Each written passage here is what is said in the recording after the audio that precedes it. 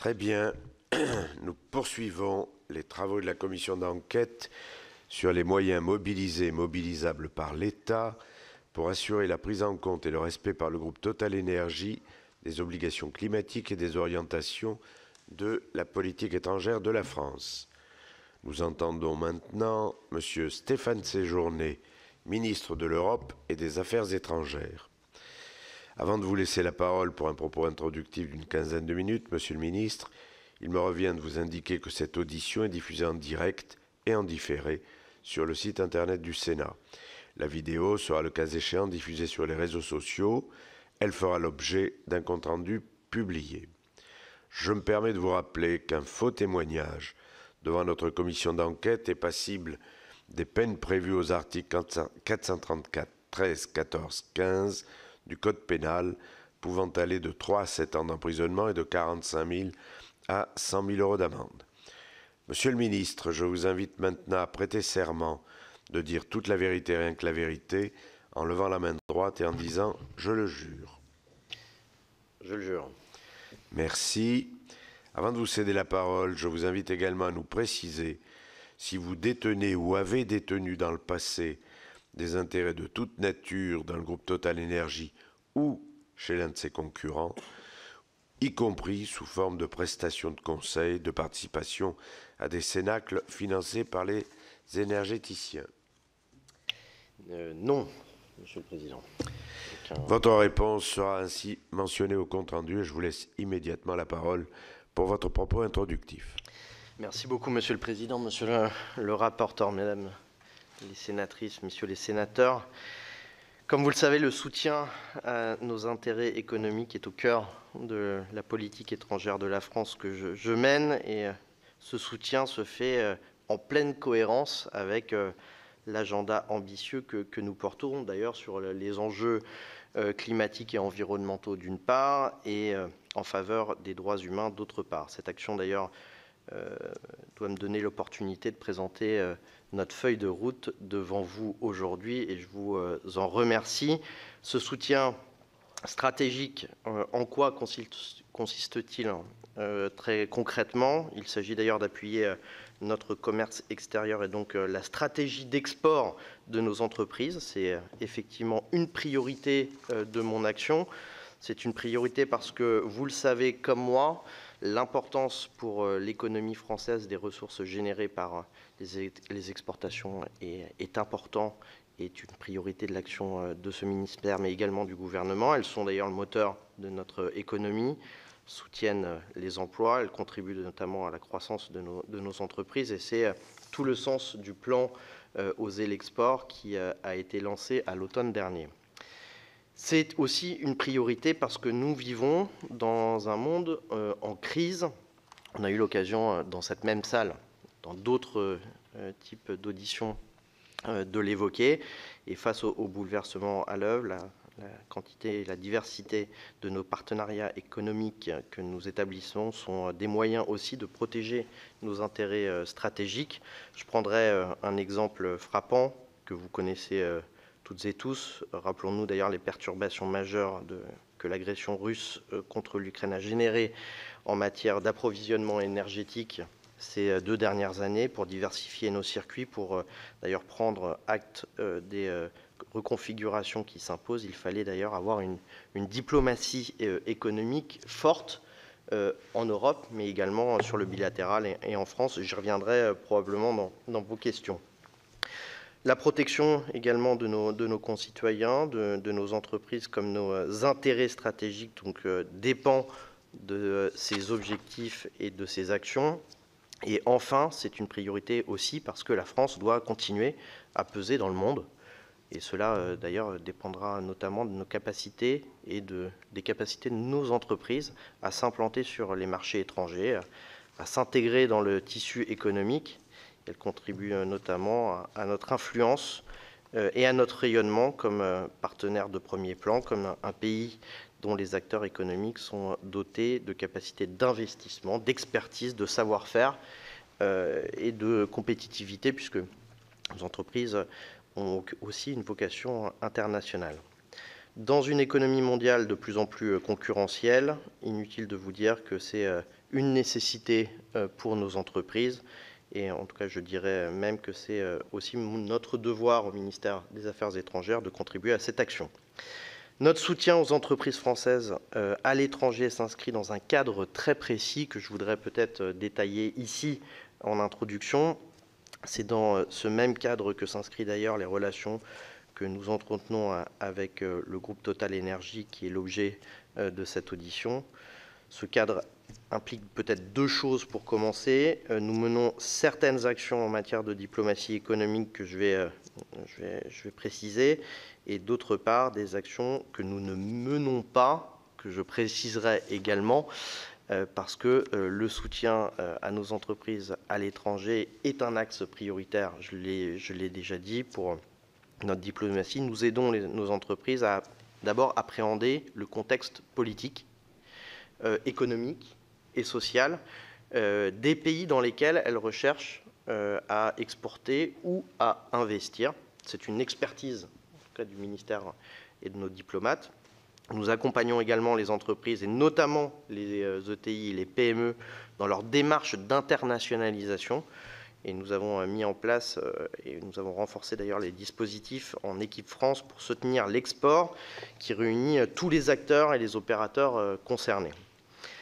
Cet accompagnement ne passe pas, en ce qui concerne le ministère de l'Europe et des Affaires étrangères, par un soutien financier aux projets d'exportation.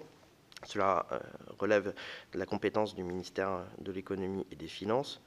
Et cela me conduit d'ailleurs à un certain nombre de rappels concernant les entreprises en charge de la production et de l'exportation d'hydrocarbures dont Total Énergie fait figure. Je pense notamment, peut-être le dire ici en introduction de manière très nette et très claire, l'État français ne finance pas les activités du groupe à l'étranger en matière d'exploration, de production, de transport ou même de stockage des énergies fossiles.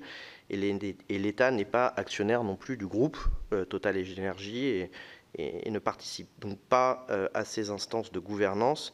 Il ne prend pas part aux décisions du groupe, ni d'ailleurs à ses choix commerciaux qui l'impliquent notamment d'investir dans un certain nombre de pays. Alors que faisons-nous peut-être d'autres dans les pays instables et fragiles? Le ministère que je dirige apporte aux entreprises françaises son analyse sur les enjeux notamment sécuritaires et les possibles vecteurs d'instabilité. Il peut, dans ce cadre, être amené à alerter les entreprises sur les possibles dégradations de la situation politique sur place ou la dégradation sécuritaire dans certains pays. Là aussi, le savoir-faire et l'expérience de nos diplomates viennent appuyer nos acteurs économiques. En dehors des régimes de sanctions auxquels, bien sûr, toutes les entreprises sont tenues de se conformer, les entreprises apprécient ensuite de manière peut-être autonome et totalement indépendante l'opportunité de la présence ou pas dans tel et tel pays. Elles apprécient d'ailleurs l'opportunité d'établir des stratégies commerciales et c'est d'ailleurs le cas de Total Énergie, comme toutes les sociétés privées auxquelles on doit cette expertise, et qu'on doit d'ailleurs cette expertise tant sécuritaire que sur l'analyse politique. En matière environnementale et sociale, en matière de gouvernance, les entreprises sont également soumises, et je tenais à le dire également ici, au devoir de vigilance. C'est un débat que nous avons eu ici en France, puisque la France s'est dotée d'une réglementation. En Europe également, puisque cette question s'est également posée. Et c'est dans ce cadre aussi précis qu'elles peuvent solliciter l'appui du ministère dans leur démarche, ce qu'elles choisissent ou non de faire après, et de manière très autonome, un choix commercial. Voilà, depuis ma nomination, peut-être pour préciser, Monsieur le Président, comme ministre de l'Europe et des Affaires étrangères, je n'ai pas été amené à répondre à une telle demande aujourd'hui de Total Énergie, pour préciser les choses ici. Et c'est donc ainsi que nous soutenons en tout cas nos entreprises à l'étranger. Mais nous le faisons, et je tenais également à préciser les choses, nous le faisons, et j'en terminerai par là, en cohérence avec l'agenda ambitieux que nous sommes fixés également pour répondre aux défis climatiques et environnementaux. Notre objectif, c'est effectivement d'accélérer vers une transition énergétique et décarbonée de l'économie mondiale. La France déploie en effet une diplomatie climatique active et ambitieuse. Nous avons joué un rôle clé pour engager la communauté internationale vers la sortie des énergies fossiles lors de la COP28. Et à cette occasion, nous avons été le seul pays à plaider pour un calendrier précis de sortie des énergies fossiles à horizon 2050. Au-delà des efforts pour réduire nos émissions au niveau national, ce travail diplomatique est essentiel, notamment pour renforcer et sécuriser l'engagement des pays et des autres régions du monde pour une trajectoire compatible avec les objectifs de l'accord de Paris à 1,5 degré et limiter notamment le réchauffement climatique. Nous sommes pleinement conscients que de tels engagements peuvent aussi heurter la stratégie de développement, et je crois que vous l'avez déjà évoqué avec de nombreuses auditions, de croissance de certains autres pays. Je rappelle à titre d'exemple que plus de 600 millions de personnes vivant en Afrique n'ont pas accès à l'électricité, et là encore, le travail de diplomatie est essentiel pour renforcer l'attractivité de cette transition énergétique dans les pays en développement, pour soutenir la transition dans ces pays par des investissements orientés vers une diversification des mix énergétiques. C'est l'objectif des partenariats pour les transitions énergétiques justes. Nous en avons lancé avec plusieurs pays, je pense à l'Afrique du Sud, à l'Indonésie, au Sénégal et au Vietnam. En quelque sorte, quoi ça peut-être dire exactement les principes de ces accords. Les autorités de ces pays établissent une feuille de route économique compatible avec nos objectifs climatiques. Des financements publics sont mobilisés. Les autres investisseurs privés s'engagent également, car vous le savez, ils sont de plus en plus sensibilisés notamment à la coloration des investissements environnementaux et climatiques dans les investissements généraux. Et donc le principe est donc celui du cercle vertueux que nous soutenons grâce à nos efforts diplomatiques. Donc cette dynamique entre les actions de l'État et celles des entreprises mériterait, il me semble, d'être soulignée au sein de votre commission avant évidemment de répondre à vos questions. Voilà, Monsieur le Président. Merci. Oula, pas tarder. Merci, Monsieur le Ministre. Moi, je me contenterai d'une question globale avant de passer la parole au rapporteur et aux autres membres de la commission. On voit bien, au fur et à mesure des auditions, nécessité pour réduire en réalité l'impact, réduire la demande d'abord, la demande intérieure, faire en sorte que nos économies, et l'économie française en particulier, aient moins besoin de produits fossiles pour ne pas avoir à nécessiter cette offre qui, par définition, ne fait que répondre à la demande. Et ce n'est pas là-dessus que je veux vous interroger, vous êtes ministre des Affaires étrangères. En revanche, à plusieurs reprises, on nous a dit, vous comprenez, vous êtes gentil, on ne nous a pas toujours dit d'ailleurs qu'on était gentil, mais vous êtes gentil, mais finalement, vous dites à des pays africains, à des pays asiatiques qui sont en difficulté, qui eux-mêmes ont des ressources naturelles, et vous leur dites, ah ben non, n'allez pas exploiter le pétrole, n'allez pas exploiter le gaz, franchement, avec la transition énergétique, ça ne va pas du tout, mais eux disent, bah, vous êtes gentils, vous avez atteint un niveau de développement important en vous fondant là-dessus, et maintenant que nous, on essaye, vous nous dites, ah non, non, c'est pas correct, la transition énergétique est telle que, franchement, il ne faut pas le faire. Et ils disent, bah, dans ces conditions, il faut effectivement, si on a une politique mondiale, globale, sur la transition énergétique, il faut que ceux qui ont profité de cela avant et qui ont aujourd'hui un niveau de développement élevé contribuent au fait que nous n'ayons pas besoin d'utiliser nos ressources énergétiques. Et tout le monde est à peu près d'accord pour dire que ces fonds de compensation sont extrêmement faibles, très insuffisants. Le résultat des courses, c'est que il y a tout le débat sur qu'est-ce qui se passe au Mozambique, qu'est-ce qui se passe en Ouganda, et les États disent, nous, ce n'est pas les compensations ridicules qui nous sont éventuellement allouées qui peuvent suffire, donc on va exploiter. Et l'interpellation, évidemment, par rapport à Total, c'est de dire, mais comment ça, vous allez faire un projet en Ouganda, un projet au Mozambique, c'est pas conforme aux engagements internationaux de la France sur la transition énergétique. Et Total répond très légitimement, ce sont ces États-là qui nous les demandent, parce que de toute façon, si ce n'est pas nous, ce sera une autre compagnie, mais ils vont le faire parce que les compensations prévues pour ceux qui éventuellement n'exploiteraient pas sont extrêmement insuffisantes. Est-ce qu'en la matière, il n'y a pas, comment dire, contradiction entre des orientations de politique étrangère ou de politique tout court d'ailleurs de la France sur la transition énergétique et la réalité pratique, pragmatique de ce qui se passe dans le monde? Merci, Monsieur le Président, de cette question générale. Mais il y a plusieurs questions dans votre question. D'abord, peut-être pour vous dire que les engagements internationaux, et d'ailleurs la France et l'Europe ont mené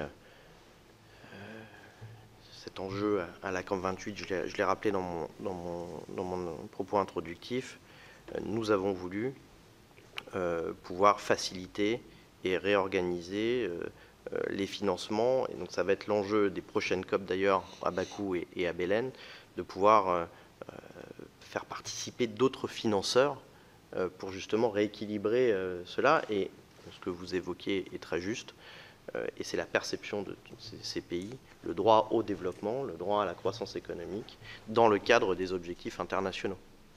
Et donc tout ça est l'objet en réalité des négociations internationales que nous menons. Et puis il y a le rôle d'une entreprise française, évidemment, dans ces droits d'exploitation. Et encore une fois, je vous le dis, l'État français ne finance pas les activités de Total, et surtout, Total est soumis peut-être à des réglementations plus dures et plus restrictives qu'un certain nombre d'entreprises.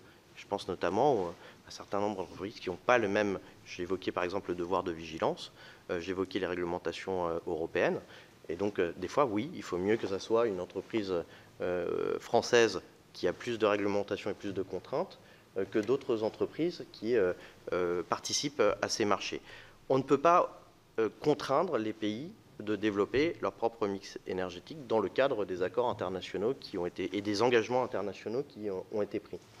Et ce n'est pas d'ailleurs au ministère des Affaires étrangères et de soit inciter ou soit empêcher un certain nombre d'engagements commerciaux sur lesquels les entreprises se déterminent elles-mêmes. Je l'ai dit dans mon introduction, l'objectif pour nous, c'est de donner une lecture géopolitique et une expertise de la part de nos diplomates à toutes les entreprises françaises qui souhaitent investir ou en tout cas participer à un marché dans un pays. Alors, le contexte sécuritaire peut être compliqué et donc nous alertons avant. La situation politique peut être instable et nous alertons également avant. Nous alertons également pendant et nous donnons un certain nombre de clés de lecture diplomatiques, sécuritaires et politiques. Mais nous arrêtons là dans le cadre des activités, notamment de Total.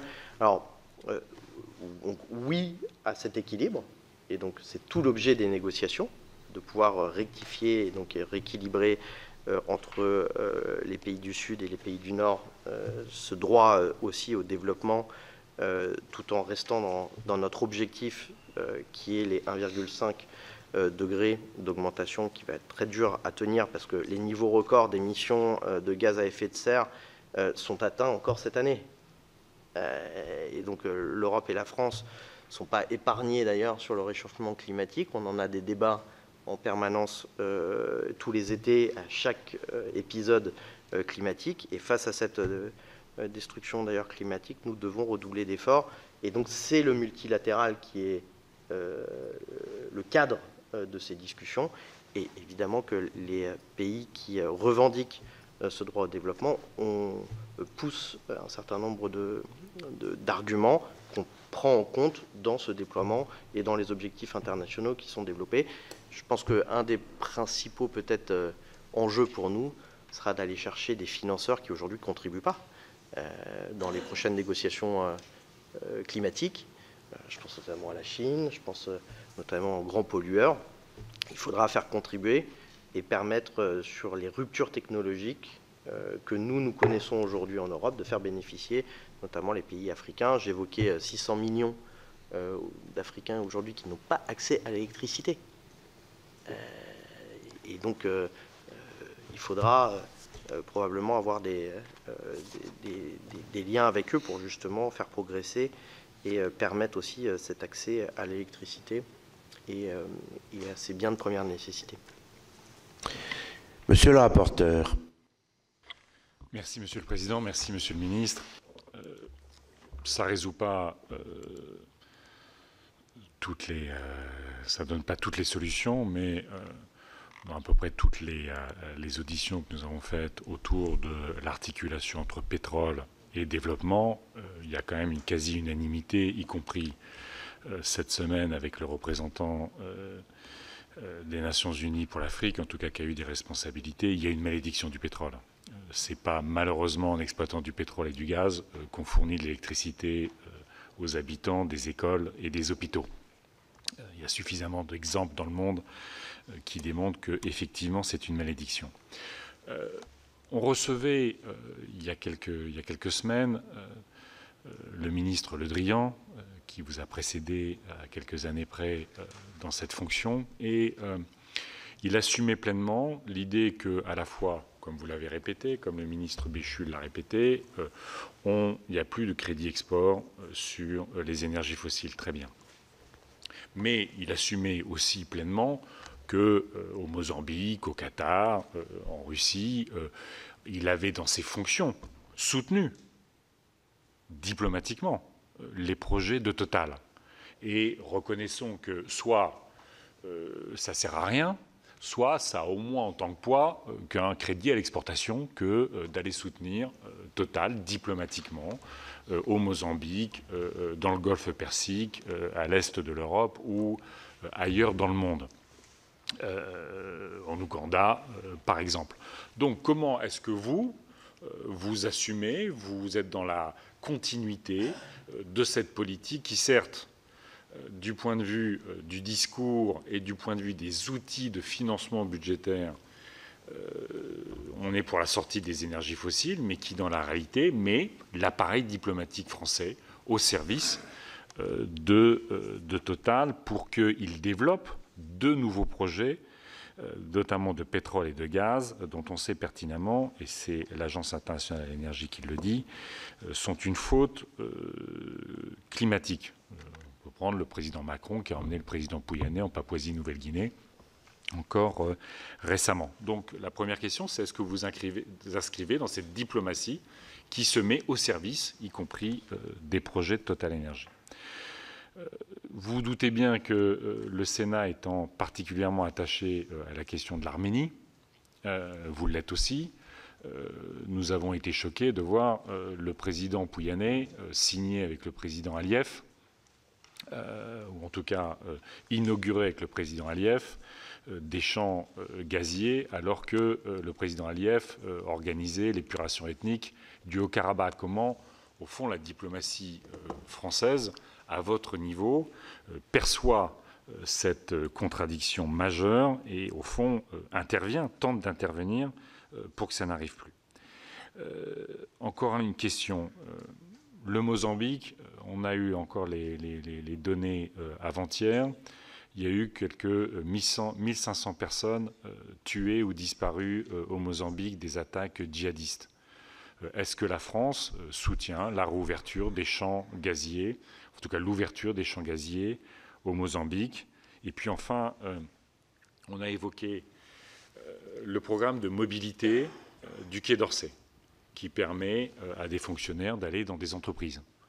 C'est comme ça que l'ambassadeur Suquet, à un moment donné, est au ministère des Affaires étrangères, après à Total, revient au ministère des Affaires étrangères.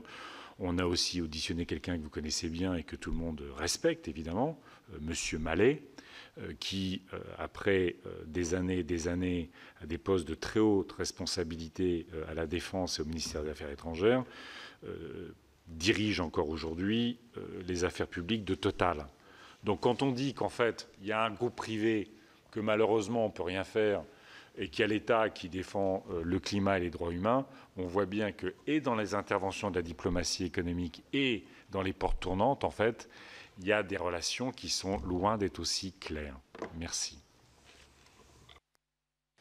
Bon, merci beaucoup pour vos questions. D'abord, j'ai refixé le cadre dans le cadre de mon introduction, monsieur le rapporteur. Je n'ai pas eu, moi, personnellement, et je l'ai dit d'ailleurs dans mon introduction, d'expérience de demande de soutien particulier et politique. Et le cadre, il est assez clair. D'abord, expertise, je l'ai dit, sécuritaire et politique sur les pays, que ce soit d'ailleurs pour des opérations qui sont déjà en cours, comme sur des opérations qui souhaiteraient être implantées dans un certain nombre de pays. Et puis c'est aux pays de décider aussi ce qu'ils font de leurs propres ressources dans le cadre des engagements internationaux qu'ils ont pris. Et ce n'est pas à nous d'aller contraindre cela. Après, l'Afrique, c'est 4% du CO2 contre 20% de la population mondiale. Ça revient à la question du président tout à l'heure sur le décalage. Effectivement, il y a des projets qui sont proposés et dans ce cadre-là, nous n'avons pas à financer ces projets et c'est aux pays qui accueillent ces projets ou qui proposent d'investir et qui cherchent des entreprises pour exploiter, explorer ou produire, de le décider. Mais je voudrais qu'on ait quand même dans cette audition la balance entre nos propres productions de CO2, et le trajet qu'on doit faire, la trajectoire que nous devons faire collectivement et ce que concerne aujourd'hui, par exemple, l'Afrique dans le cadre des discussions internationales qu'on a. Pour ce qui est des cas particuliers que vous avez évoqués, bon, sur l'Azerbaïdjan, on ne peut pas m'accuser de mansuétude sur l'Azerbaïdjan. J'ai pris des prises de position assez claires sur le volet politique. La France n'importe pas de gaz en provenance de l'Azerbaïdjan. On a eu un débat au niveau européen sur ce sujet, d'ailleurs, où nous n'étions pas favorables à ce que la diversification qui était nécessaire à un moment donné dans la crise ukrainienne et la crise de l'énergie européenne, puisqu'on devait chercher des biais temporaires de diversification de nos approvisionnements de gaz pour des questions aussi de pouvoir d'achat des Français pour faire redescendre le prix. Nous n'étions pas favorables à prioriser un certain nombre de pays sur lesquels nous avions des difficultés et nous l'avons dit également de manière très claire. Et pour ce volet-là, je le redis également devant vous, nous ne participons pas à la gouvernance de Total Énergie. Et donc tout ce qui est accord commercial et tout ce qui est proposition commerciale, ils sont libres aujourd'hui de choisir dans les marchés qui souhaitent aller. Pour ce qui concerne les mobilités, vous m'avez interrogé sur les mobilités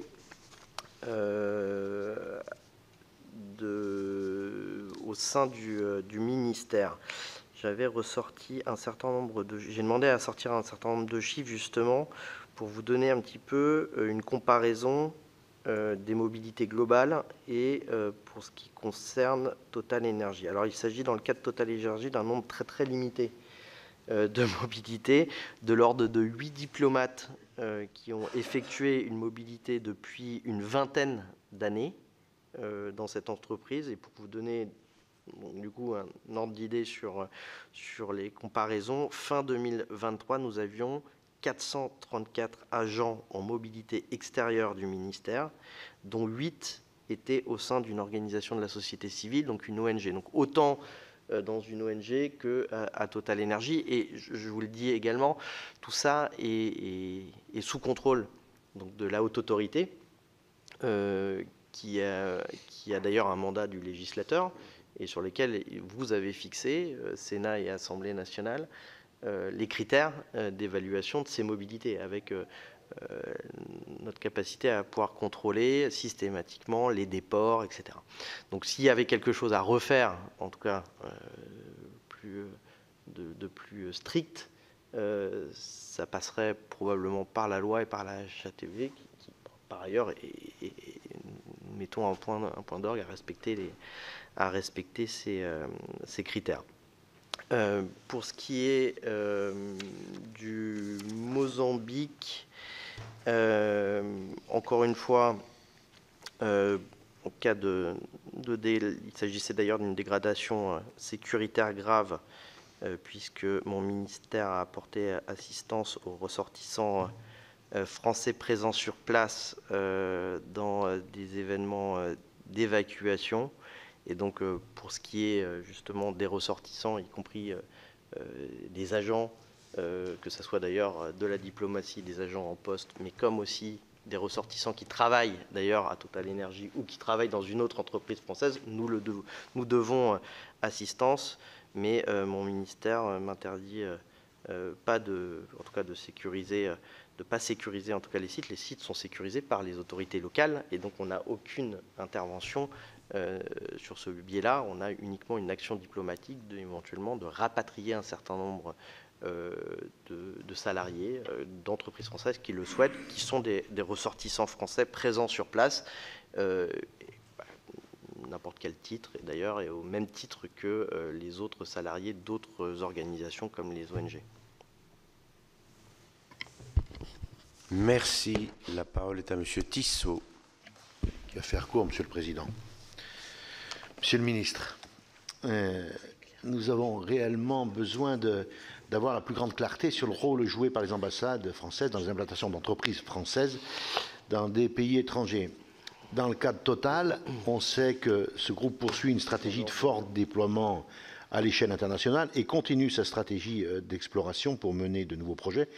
Pouvez-vous nous dire très précisément, j'ai posé la question à différentes reprises, comment ces acteurs économiques sont accompagnés par les ambassadeurs lors de leur implantation, et tout particulièrement dans les pays à risque, terroristes notamment, ou dans des États qui entretiennent des relations tendues avec la France? Est-ce que des consignes précises sont données à ce moment-là? Une autre question, ce matin, selon Politico, la France est le premier importateur de GNL pour 600 millions d'euros pour le premier trimestre de cette année, puisque vous nous le confirmez. Et puis une autre question très rapide et très simple, est-ce que votre gouvernement a, dès l'invasion de la Russie à l'Ukraine, a formellement demandé à Total de se retirer de la Russie? Merci. Merci. Je pense avoir répondu en partie au cadre d'intervention de mon ministère lors de l'implantation d'entreprises ou quand ils nous sollicitaient. Et donc le cadre, il est expertise, je le disais, situation politique, sécuritaire. Et évidemment, il y a un dialogue avec toutes les entreprises françaises qui souhaitent s'investir ou investir localement dans un pays. Ça en reste là. Et évidemment, quand il y a des problèmes de sécurité, je l'évoquais, de la même manière, nous sommes attentifs à toutes les sollicitations que nous pouvons avoir. Il n'y a pas de particularité, quel que soit le pays d'ailleurs, il n'y a pas de particularité sur une aide financière ou une mise à disposition. Oui, bien sûr. C'est ce que nous faisons. Et d'ailleurs, les entreprises elles-mêmes, en réalité, le font. C'est-à-dire qu'elles-mêmes viennent solliciter les services, que ce soit localement pour des fois des TPE et des PME qui souhaitent s'internationaliser. On a des dispositifs pour ça, mais pour les grandes entreprises, que ce soit au ministère ou sur les postes, peuvent être sollicités, en tout cas peuvent solliciter nos services pour avoir une expertise politique et sécuritaire. Et je pense que c'est le minimum que nous devons, en tout cas, à nos entreprises françaises. Pour ce qui est de la crise énergétique liée à l'invasion russe en Ukraine, nous étions favorables et nous avons poussé notamment tout un paquet de sanctions. La France, peut-être préciser ça, la France est le moins percuté sur le gaz. On a eu ce débat-là avec nos collègues allemands qui, eux, étaient beaucoup plus dépendants du gaz allemand, du gaz russe, pardon, et notre capacité justement à pouvoir diversifier était plus importante. Et donc on a été moins impacté. Et c'est le choix d'ailleurs stratégique qu'a fait la France sur le nucléaire aussi, sur son mix énergétique et sur sa capacité à avoir un modèle énergétique qui était différent des autres pays européens aussi. De ce point de vue-là, il reste encore un certain nombre d'exportations. Vous les avez évoquées sur le GNL. Le GNL, c'est un gaz qui se réexporte et dont d'ailleurs les sanctions peuvent être clairement beaucoup plus déviées puisque par définition il peut s'exporter plus facilement que par les pipelines notamment qui ont été bloqués et sur notamment les questions d'énergie et d'hydrocarbures, l'Europe dans tous ses paquets de sanctions a permis de stopper toute l'exportation des hydrocarbures en Europe. Il reste encore un volet infime puisque ça fait, je pense, 15% du total du gaz en France, c'est-à-dire en quelque sorte, je crois que c'est 4% en tout du mix énergétique du total qui pourrait être aujourd'hui arrêté, et on travaille pour que 2027, on soit totalement autonome en hydrocarbures russes. Et c'est notre objectif depuis le début. Et sur cette pente-là qu'on souhaite continuer à travailler. Et donc Total respecte totalement les sanctions aujourd'hui européennes. Et nous continuons à travailler vers justement l'autonomisation totale des hydrocarbures russes pour pouvoir justement pousser les sanctions plus en amont. Donc là-dessus, très différent des autres pays européens pour ce qui est de la France, mais nous gardons effectivement ce delta et on essaye justement avec cette diversification de trouver des moyens pour s'en passer évidemment. Merci beaucoup, Monsieur le Ministre. Monsieur Barros. Merci, Madame la Présidente. Merci, Monsieur le Ministre. Bruno Le Maire, qu'on a reçu ici même la semaine dernière, parlait de l'entreprise Total comme un atout pour la France, de façon à apporter la politique de transition énergétique et écologique portée par la France. Monsieur Béchu, qu'on a reçu juste avant vous, parlait d'un allié. Justement dans cette volonté de décarboner à la fois toutes nos industries, les transports, tout ce qui va avec, par la capacité à inventer, à produire des énergies qui seraient les énergies du futur. Vous avez parlé de Total tout à l'heure comme une entreprise française.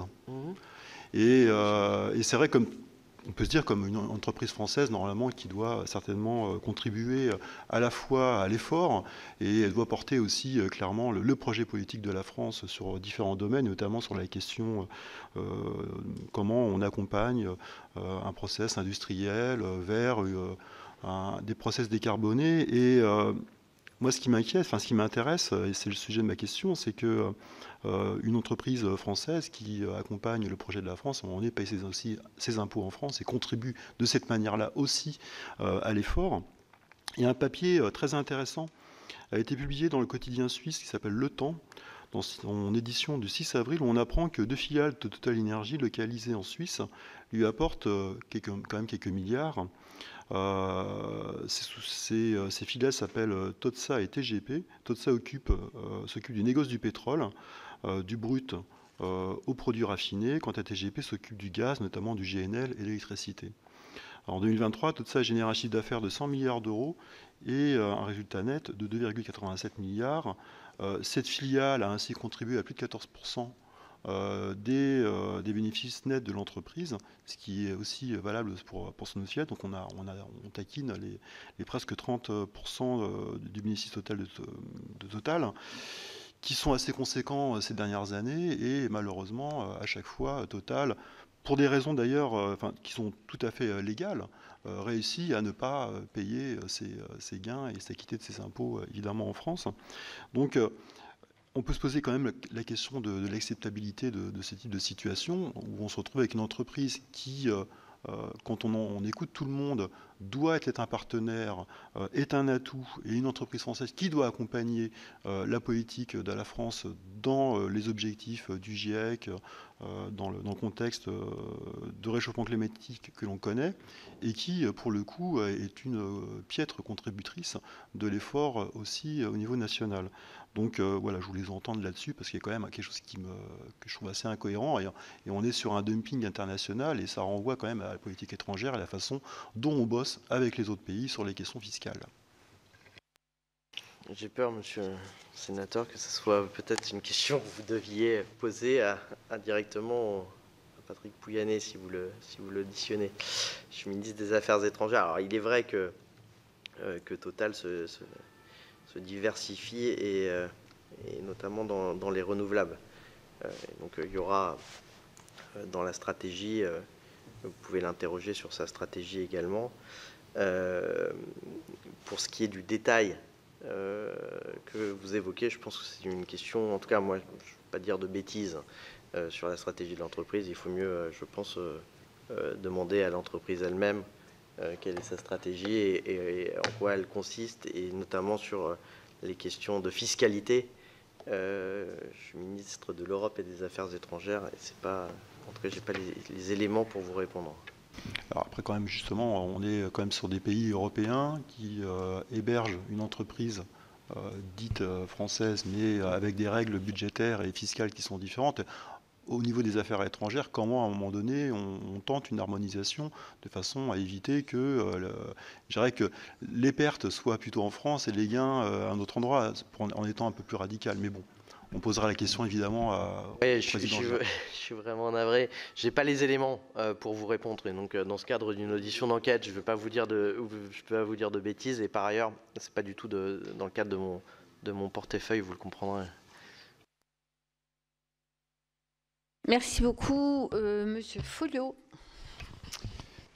Merci Madame la Présidente. Monsieur le Ministre, je voulais vous poser une question par rapport à une région que je pense que vous connaissez bien et sur laquelle il y a des enjeux en matière énergétique, qui est le plateau des Guyanes. Juste avant vous, le ministre de la Transition énergétique a qualifié le Guyana comme nouveau Qatar d'Amérique du Sud. Donc vous connaissez ce pays puisque vous y êtes rendu récemment, et du reste vous y avez annoncé la création d'une ambassade, ce dont je vous remercie et ce dont je vous félicite.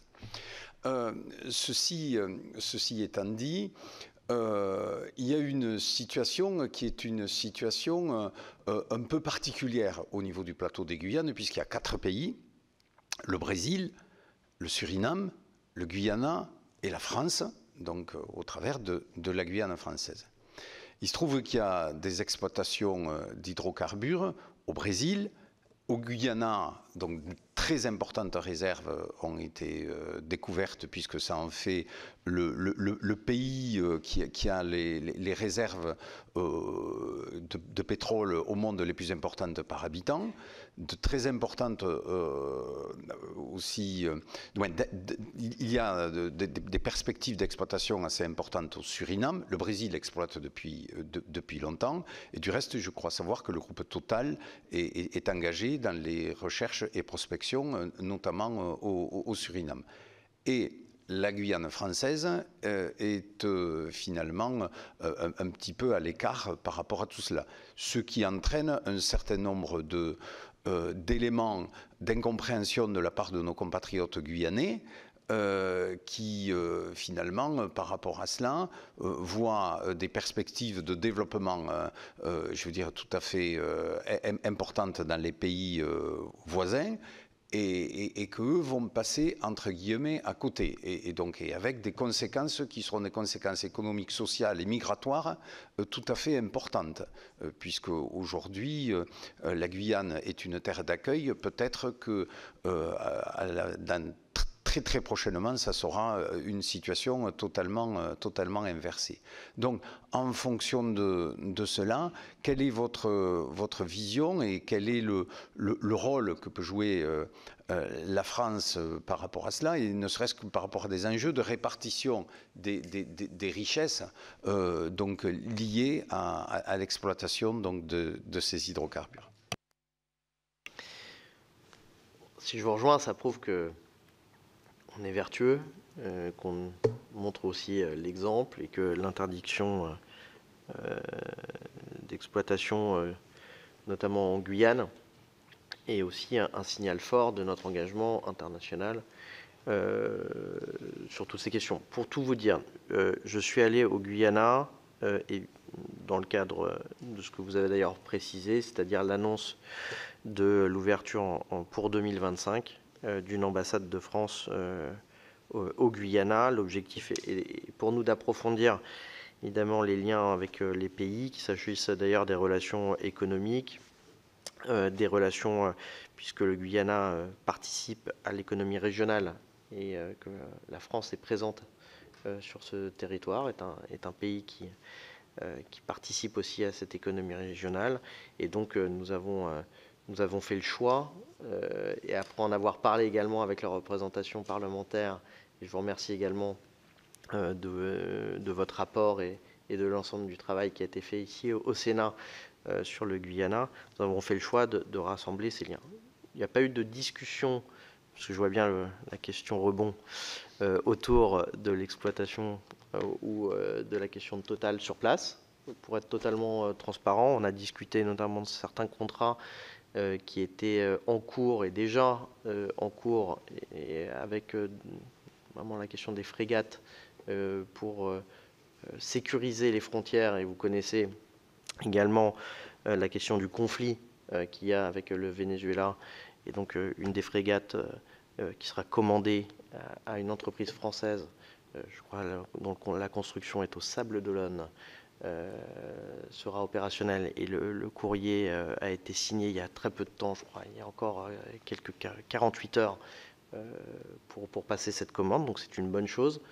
Et nous participons également à rétablir ces liens diplomatiques dans le cadre également de ce conflit de territoire. Donc, pour répondre à votre question, moi j'assume totalement l'interdiction d'exploitation en Guyane. Je pense que c'est aussi le rôle de la France de montrer cet exemple. Je pense qu'il faut rétablir ces liens et prolonger ces liens, et notamment dans le bilatéral avec le Guyana, parce qu'on a beaucoup de choses à faire, notamment dans l'économie régionale, et ça peut être un potentiel important pour nous sur beaucoup de volets qui sont en dehors, y compris même de la question du pétrole et des nappes de gaz qui peuvent être exploitées là-bas. Je pense à la question de la défense, le tourisme qu'ils veulent développer. On a une économie régionale liée notamment à l'agriculture, où on a beaucoup de choses à faire en commun de ce point de vue-là. Donc tous ces points seront abordés avec eux, et l'ambassade de France sera ouverte en 2025. Et donc on pourra là-dessus travailler sur les sujets sur lesquels également vous pensez importants dans cette relation bilatérale. Merci. Monsieur Buis avait une question. Merci Madame la Présidente. Monsieur le Ministre, depuis votre nomination, les négociations climatiques sont de retour dans le champ des compétences du ministère de l'Europe et des Affaires étrangères. Ce choix permet d'inclure dans les discussions que nous entretenons avec nos partenaires les ambitions portées par la France sur le plan environnemental. Ainsi, depuis votre prise de fonction, vous avez pu entretenir avec vos homologues sur ce sujet lors du G20 à Rio, lors des rencontres de la préparation de la COP à Copenhague, et également à Nairobi vendredi dernier, où avec votre homologue, vous avez réaffirmé la nécessité de ne pas diviser le Nord et le Sud. Monsieur le ministre, pourriez-vous nous exposer votre feuille de route en matière environnementale ? Pouvez-vous également nous indiquer les démarches effectuées par le gouvernement sur le plan multilatéral pour la sortie des énergies fossiles ? Merci beaucoup. Alors, vous le savez, le ministère reprend la négociation climat, et donc sera en lead également sur cette question. tant d'ailleurs à l'échelle multilatérale, et comme vous l'avez souligné, je porterai donc la voix de la France aussi dans les négociations internationales. Bon, pour l'année 2024, les négociations climatiques s'annoncent quand même difficiles, vous le cachez. L'un des enjeux principaux sera d'ailleurs de revoir peut-être la cible de financement, je l'évoquais dans mon introduction et dans les questions, entre les pays du Sud et les pays du Nord. Enjeu important pour nous pour gagner en acceptabilité et surtout par revoir à la baisse un certain nombre de points qui ont été crantés dans d'autres COP. À cet égard, je pense notamment au pacte de Paris pour les peuples et la planète qui a été lancé par le président de la République en juin dernier et qui contribue également à cette ambition climatique de remettre à l'échelle le financement en faveur des pays les plus vulnérables. Et donc je travaille, vous avez évoqué un certain nombre de déplacements, mais je travaille aussi pour qu'on puisse avoir le plus de pays possible qui viennent dans cette démarche qui a été initiée par la France. Et je rappelle aussi que la France, en tout cas, contribue à la hauteur de son engagement, juste en ligne d'ailleurs avec sa promesse de 6 milliards d'euros par an. Et donc c'est un engagement qui est tenu. Enfin, on travaille au niveau également européen et j'aurais également en faveur de la pleine mise en œuvre de l'accord de la COP 28 et de la sortie des énergies fossiles. On a obtenu ça in extremis d'ailleurs, et donc c'est un bon résultat en européen, puisque c'est l'Union européenne qui nous représente. Et on continuera également sur le bilatéral, et vous l'avez évoqué. J'étais au Brésil, et donc avec le président Lula, le président de la République a souhaité lancer une ambition climatique, et donc revoir à la hausse les ambitions pour la présidence brésilienne de la COP 30 à Belém en 2025, qui doit être pour nous un succès collectif, et donc qui marquera notamment les 10 ans de l'accord de Paris. Et donc tout signal de recul sera quand même quelque chose qui sera à proscrire, et donc l'ambition est très forte pour nous. Au Kenya, il y a quelques jours, pareil sur les accords bilatéraux qu'on a pu passer avec des objectifs communs, notamment sur la sortie des énergies fossiles, et donc on voit bien que les pays africains veulent s'engager également sur ces objectifs. Et donc je vous invite d'ailleurs à lire les déclarations ambitieuses qui sont sorties de ces déplacements, puisqu'à chaque fois, ça a donné lieu à une déclaration, à des objectifs communs d'engagement entre ces pays. En tout cas, je vais m'employer à développer plusieurs partenariats structurants, vous l'avez dit, et donc que ce soit sur le multilatéral, sur le bilatéral ou sur l'engagement du ministère dans la négociation climat, on sera au rendez-vous avec des ambitions et toujours faire plus contribuer, plus de partage, éviter le débat que nous avons eu sur le droit au développement et le droit à l'utilisation du CO2 pour les pays en développement. Je pense qu'on peut nous contribuer autrement avec un financement qui est plus adapté.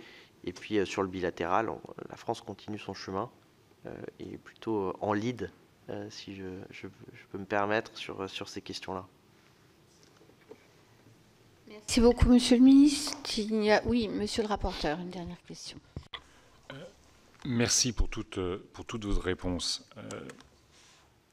2 points. Vous allez piloter maintenant la négociation climatique. Vous savez que ça a fait polémique, le fait d'avoir que le gouvernement français ait accordé à Total des badges à la précédente COP, ces badges n'étant pas comme des badges d'ONG. C'est-à-dire qu'évidemment, il n'y a que les États qui négocient quand il s'agit vraiment de la négociation, mais les badges qui avaient été donnés permettent quand même d'accéder à peu près à toutes les salles, à peu près à toutes les réunions.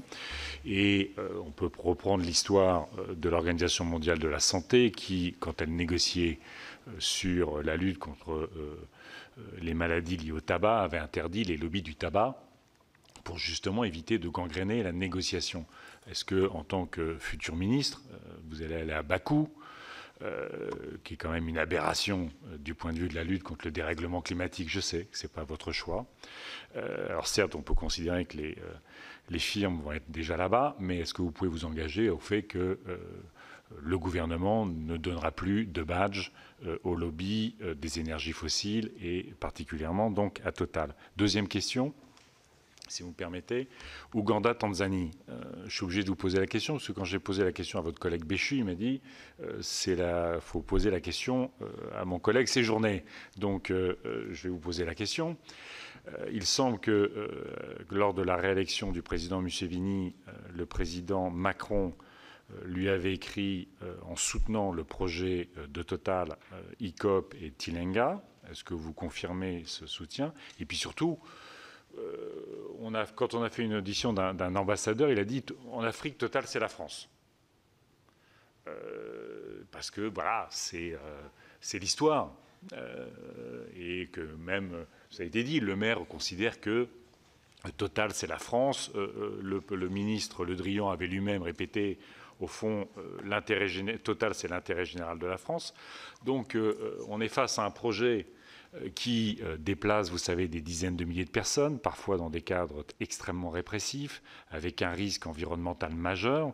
Donc, Total étant la France en Ouganda, qu'est-ce qu'on fait pour que la France ne soit pas associée à ce projet extrêmement dangereux pour le climat, pour l'environnement et pour les populations locales? Merci.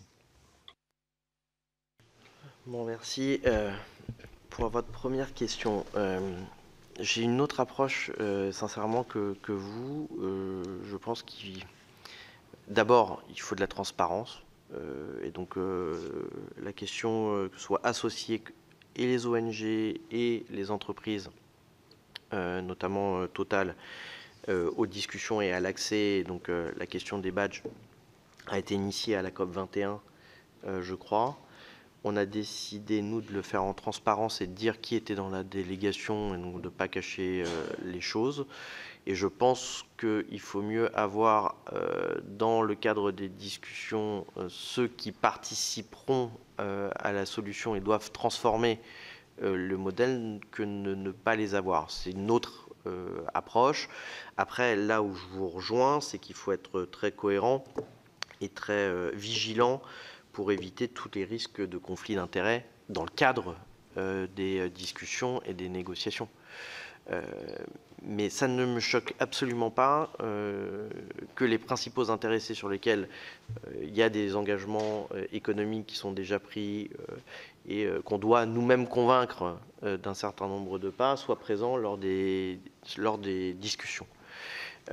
Donc de ce point de vue-là, je ne m'engagerai pas à ne pas prendre les entreprises qui sont concernées. Je pense que c'est même éventuellement utile dans ce cadre-là. Pour ce qui est du projet en Ouganda, la France, elle n'est pas partie prenante du projet qui est porté par Total Energy en Ouganda et en Tanzanie. Elle n'apporte d'ailleurs aucune garantie de financement. Vous posez des questions très précises. J'ai pas, à ce stade, ça fait 2 mois que je suis ministre de l'Europe et des Affaires étrangères, mais je peux vous donner les informations et je pourrais vous formuler les informations que vous demandez précises sur les contacts et ce qui a été exactement fait sur ce projet après l'audition en marge. En tout cas, c'est bien une entreprise française qui agit dans le cadre strictement légal. Et là-dessus, il n'y a pas de discussion. Par contre, pour ce qui est des contacts et des prises d'intérêt éventuellement que vous avez évoquées, je vous donnerai les informations très concrètes par écrit si vous en êtes d'accord et à votre commission d'enquête pour faire toute la transparence. Merci, Monsieur le Ministre. Il n'y a plus d'autres questions. Je ne sais pas si on avait exactement la même audition de notre ambassadeur, comme il s'agit d'un serviteur de l'État. Il me semble qu'il n'avait pas dit que pour lui, Total, en Ouganda, c'était la France. Il me semble qu'il faisait référence à, mais sauf erreur de ma part, bien sûr, à des opinions de gens localement pour qui Total, c'était un drapeau français. Enfin, voilà, c'est exactement ce que j'ai dit. Oui, c'est l'image de la France okay. Total est associé à l'image okay. de la France. Parfait. Donc quand Total agit bien, tant mieux. Quand Total agit mal, c'est notre responsabilité Parfait. collective. Oui, non, je voulais juste que ce soit précis par égard pour lui. Merci beaucoup. Merci, Monsieur le Ministre. Merci pour votre présence. On va clore cette séance. Je vous rappelle que notre prochaine réunion sera le 29 avril avec l'audition de Monsieur Patrick Pouyanné. Merci beaucoup.